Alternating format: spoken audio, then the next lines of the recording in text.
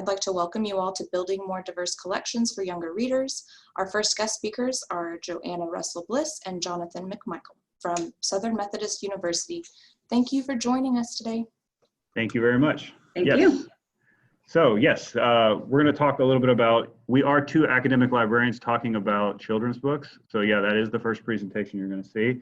But I think there's going to be a lot of really neat and very cool stuff that comes out of this. So here's a little bit about us. This is a project that basically Joanna had done. She is an intern at SMU Library, part of our user experience and research and user experience internship program, which I'm the director of. So I'm Joanna's boss. In addition to working on the desk and teaching, Joanna has a series of projects, one of which was this project with the Juvenile Collection. She's also working on a digital research, digital humanities research institute as well. So there's lots of different projects that she's working on, but this was one of them. And the reason I'm here is because I'm her supervisor, and we're going to talk a little bit about what she had done. As Jonathan mentioned, I'm currently an intern at SMU, as well as a library science student at UNT, as well as a former teacher and the mother of a 7-year-old. I was really excited to work on this project that would affect and improve our juvenile collection. Absolutely. So a little bit about our situation. So research has kind of shown that exposure to diverse books improves acceptance of children of other ethnicities compared to those not exposed. So, I mean, it shows that it has an impact. And there's been a focus certainly within the public and school libraries for some time in the We Need Diverse Books program to try to advocate for more diversity in books. And in fact, over on the right over here, you'll see the diversity in children's books in 2018. You're going to see the breakdown by percentage of characters representation within children's book. This is from the Wisconsin Children's Book Collective. And you see it's 50% white, 27% animals and others, and then you can sort of see there are some not great representation numbers. And in fact, if you go back to 2015, this looks way better than the 2015 numbers. It's like 73% white, 12% like animals and others, and then you can do the math on how that gets split out across the board with everyone else. We would say that unfortunately, academic libraries have largely kind of been absent from that, but we think that they play a specific role in this conversation because of academic libraries are used to train teachers. So here are one of the challenges. It's sort of been noticed that to really make an impact in for diverse books, they must be infused within the school's curriculum. They come to life when they're integrated into classroom and you're teaching and discussing those books. If teachers lack access to diverse collections when they're forming their first lesson plans and their identities as educators, it's likely that they're not going to integrate them later on or ask for them from their school libraries or public libraries later on as well. When they are foundational to forming their identities as teachers, they need to have access to diverse books, and that's where I think academic libraries sort of fits in.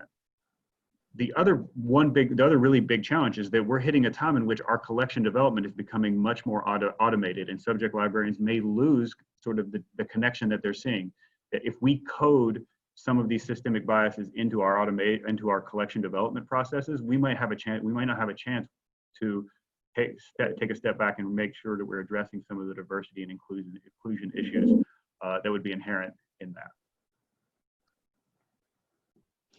All right, so the first thing we did is we did analysis of our own collection. Jonathan, if you could switch to the next slide.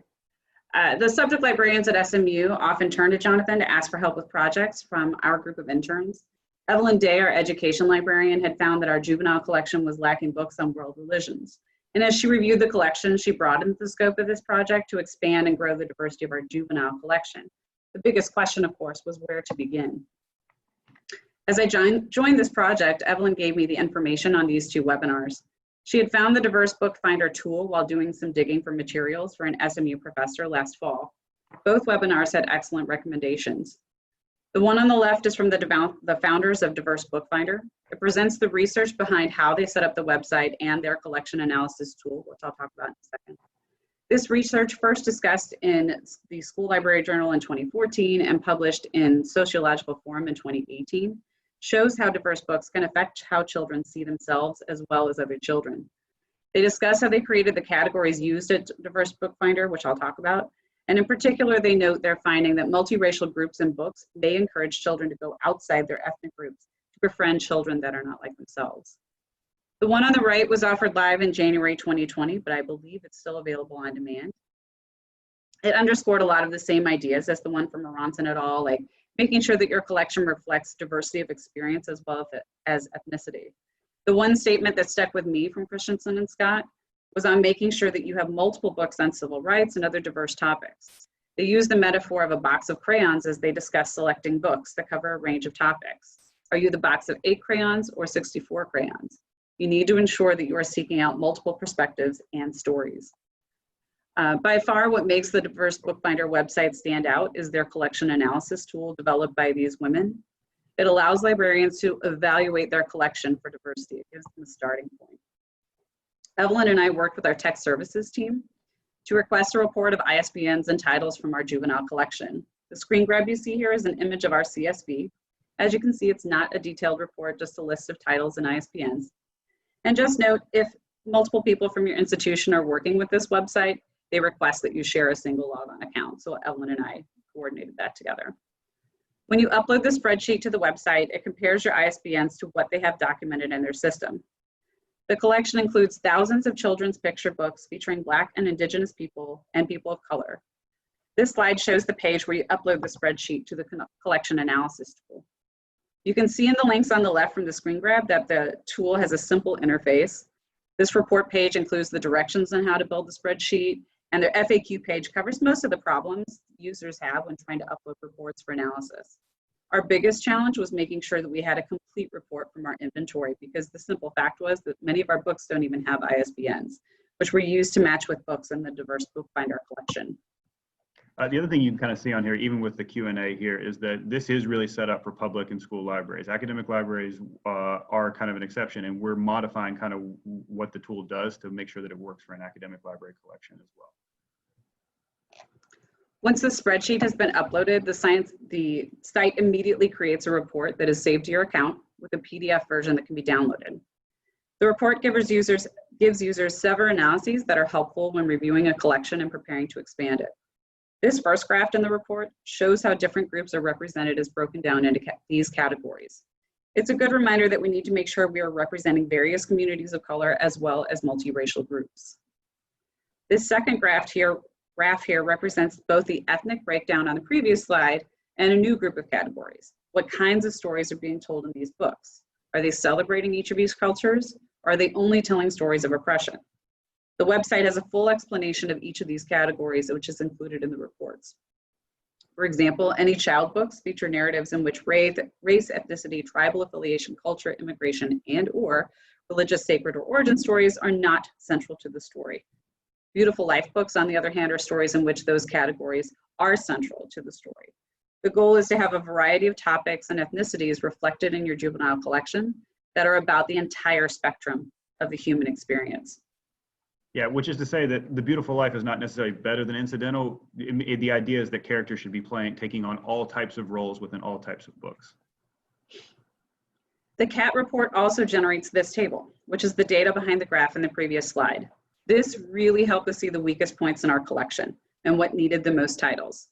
Overall, our collection had 228 diverse items out of 4,311 books, which is a percentage of about 5%. But note that the above table counts some titles more than once. I've highlighted the cells where we only had 1 or 0 title for that ethnicity and category. No report or analysis can be absolute. We found a few shortcomings. Some of the ethnic categories could be more broad. For example, combining all of the Latinx titles ignores the differences between various Latin American groups and Hispanic communities. As I mentioned, it counted some of these titles more than once. So when you're analyzing additions to your collection, it can make it a challenge to make sure that you have a good idea of how many unique titles you have in each category. The collection used by the collection analysis tool only includes books from 2002 and later. So this is also ignoring older diverse books in your collection when you're running the report. And not all newer books are in the BookFinder either. After doing an extensive review of award-winning diverse books, about half of those titles were not reflected when I tried to run those through the report. Something also to keep in mind is that not all ethnic groups are well represented in publishing, which is what Jonathan was pointing out as well. This graphic from Diverse BookFinder shows how the coverage of Black and Indigenous people and people of color varies between groups. And you also get this data back when you run a report in another graph showing how many books are actually available per ethnic category when you're analyzing your own collection. All of that said, these reports give you a good place to start from. It gives users an idea of what the weaknesses are in the collection, and it gives librarians a focus when looking for new books. I was not just looking for new diverse titles, but I wanted to make sure I was seeking out a range of topics and stories. So what's next? Now I have to go find some titles to add to the collection to suggest. I started by creating a spreadsheet to track what I was finding as I began searching for possible titles for our juvenile collection. As you can see at the top, it's derived from the 9 ethnic groups and 9 categories that's used at Diverse BookFinder. This helped me track what I was finding to measure how I was building certain categories for our collection. The color coding in the headers reflects how well each group is represented in our collections at SMU. Red was slim to none, yellow was only a few, and green meant we had a large number. As you can see from these sheets, it didn't mean we wouldn't add more to those groups, but it helped to remind me to actively seek out books on the ethnicities and categories that were not already represented in our catalog. And then while I collected information on topics in the first tab of my spreadsheet, I also collected purchasing information in the second. This allowed to track possible costs, age ranges, and why I felt the book was worthy of inclusion, since this was a list I was compiling for our education librarian. I began searching by trolling through the list of award-winning books for the past several years. I started on this website for the ALSC, the Association for Library Service to Children, and the URL is in our references at the end.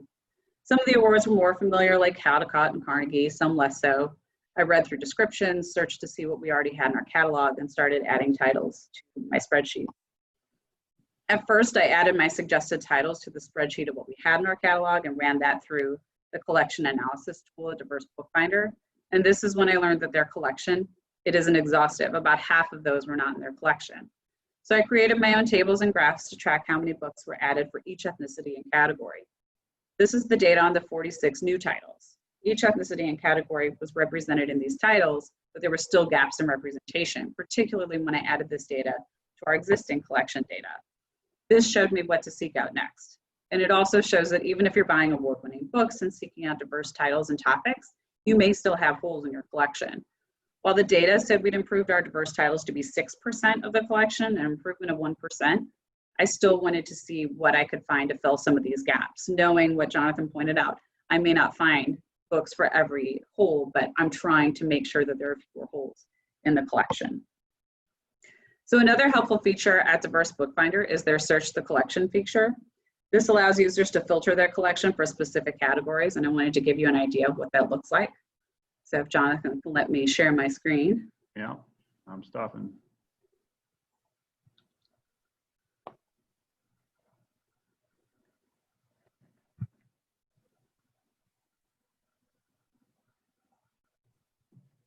What is this?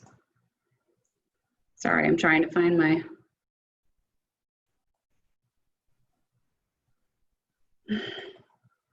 Okay. So this is the website for Diverse BookFinder, and it's very easy to find. You can see here's their link for the collection analysis tool, and here's their Search the Collection. And this is what I thought was really helpful as I was trying to fill those holes in our collection. If you scroll down, you'll see those categories that I mentioned, which is their groups of ethnicities and their groups of categories of types of stories. And if I'm looking for biographies of Middle Eastern or North African or Arab people, I can filter down to that specific category and culture. And this gives me 13 matching books. So it helps me narrow down and try to find these specific titles for these specific categories so that I can help fill these holes in our collection. And once I did that, I would double check these because they're very clear that even if it's on this website, it does not equal recommendation. So once I found a title on here, I would go to Amazon, I would go to the publications, I would look for reviews and awards and make sure that I wasn't just recommending based on this specific website, but I was gathering information on these titles as well. Something else that they've been adding is that they're also adding ethnicity, gender, religion to their website. This shows that even if these are not in their reports right now, these are also things that we need to be considering as we're thinking about diversity within our collections. So Jonathan, if we want to go back to our slides, we can do that. You have to stop sharing your screen. I have to stop sharing, don't I? There it is.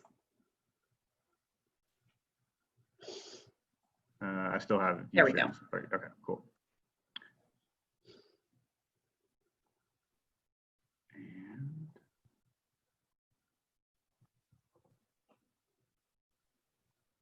all right, so after I had done all of that, I had found an additional 42 titles for our collections and added up all of the data again.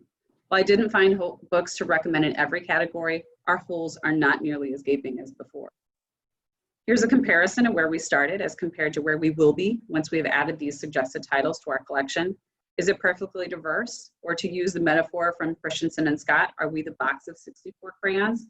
Not quite, but it's been improved. We're not the box of 8 crayons either. While some might point to that 2% increase in diverse titles, for me, it's the fact that we've brought in representation across multiple categories and ethnicities. We've doubled the books in folklore, incidental information, and race culture concepts, and we've nearly doubled books about multiracial, indigenous, and Middle Eastern children. So where do we go from here? Back to you, Jonathan. yep. So we talked to Evelyn about what it is because she'll be doing the purchasing. She is our education librarian, and this is kind of what she thought about the project. The biggest things that jumped out to her is that this is something that will always be in her mind now. It gives her an awareness of where the collection is weak and where she's going to do. So as we're continuing to scan for more books, it's going to be obvious these areas where we need to improve representation within our collection. She also then said, this is a moment in history, and it sort of reflects a moment of history. We started this well before the movement towards anti-racism gained a lot more popularity recently, but we're coming to grips with a lot of the perpetual and structural racism that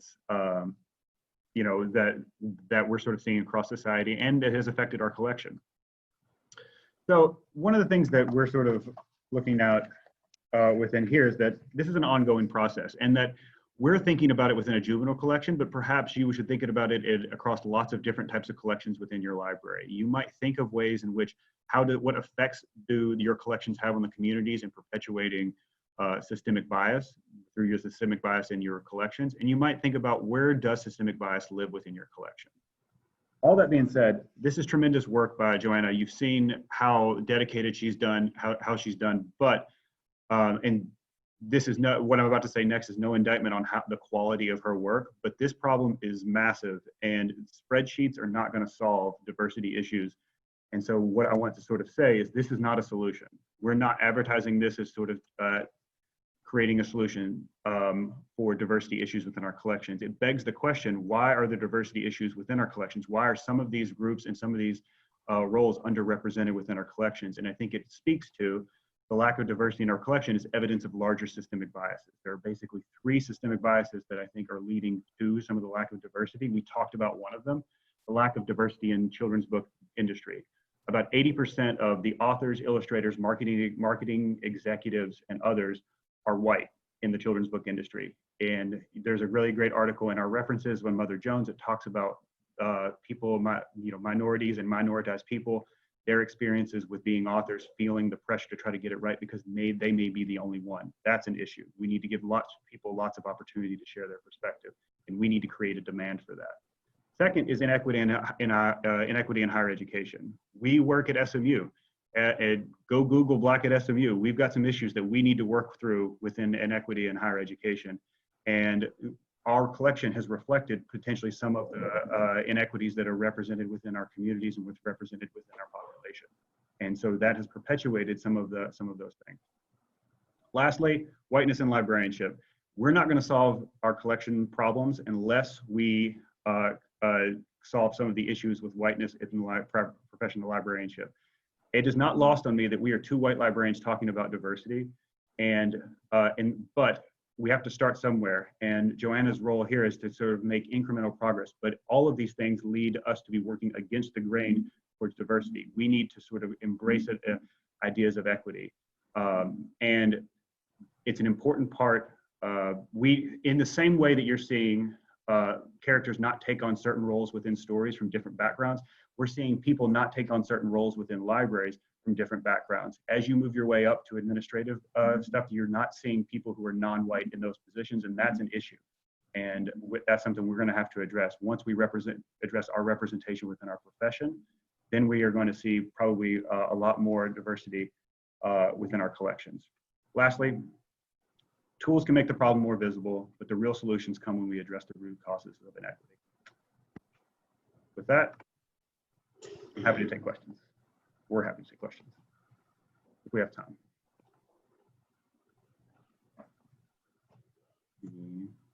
Pull up the chat. Okay, those watching the presentation, feel free to drop a question in your Q&A box down at the bottom of your screen. As you guys are doing that, I'm going to kind of scroll through some of the references here so that they, one, get on the stream here, but you can also look at them there.